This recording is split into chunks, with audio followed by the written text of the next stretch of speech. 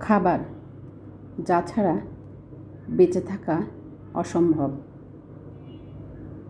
এ অসম্ভবকে সম্ভব করতেই মানুষ ছুটছে দূর দূরান্তে,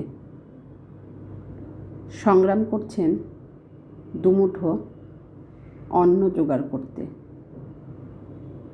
অথচ এ খাবার অনেকের কাছে বিলাসিতা, আবার অনেকের কাছে তা যেন স্বপ্ন।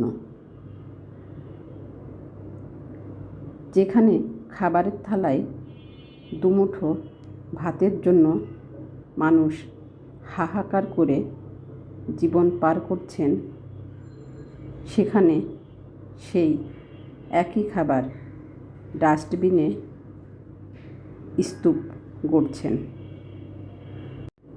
কতই না বাস্তবতার সমীকরণ!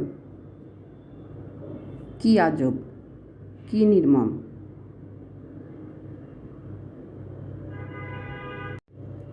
একদিকে খাবার অপচয়ের উৎসব হয়, অন্যদিকে ক্ষুধার্ত মানুষ অনাহারে থেকে মৃত্যুর প্রহর গোনেন।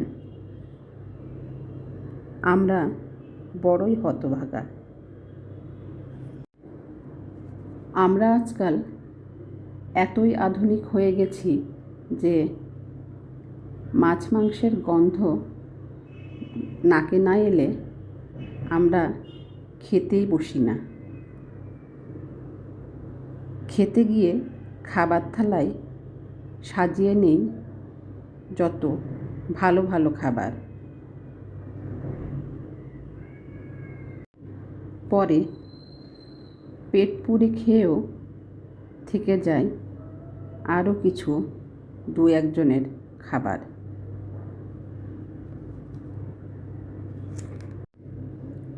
অতিরিক্ত খাবার দূর করে ঠেলে দিই ময়লার ঝুড়ি কিংবা ডাস্টবিনে। আর ওইদিকে খেতে না পেরে বস্তিতে মায়ের কোলে বসে শিশুটি ক্ষুধার জ্বালায় ছটফট করে কাঁদে। কোথায় নেই এই অপচয়! যেদিকেই চোখ যায় সেদিকেই দেখি কেবল খাবারের অপচয়। আমরা একটু সচেতন হলেই খাবারের এই অপচয় রোধ করতে পারি। আজ থেকে প্রতিদিন ঠিক যতটুকু খাবার প্রয়োজন ঠিক ততটুকুই রান্না করব। আমাদের ছোট ছোট সমস্যাগুলো আমরা এভাবেই সমাধান করতে পারি। আমার ভিডিওটা কেমন লাগলো সবাই কমেন্টস করে জানাবেন।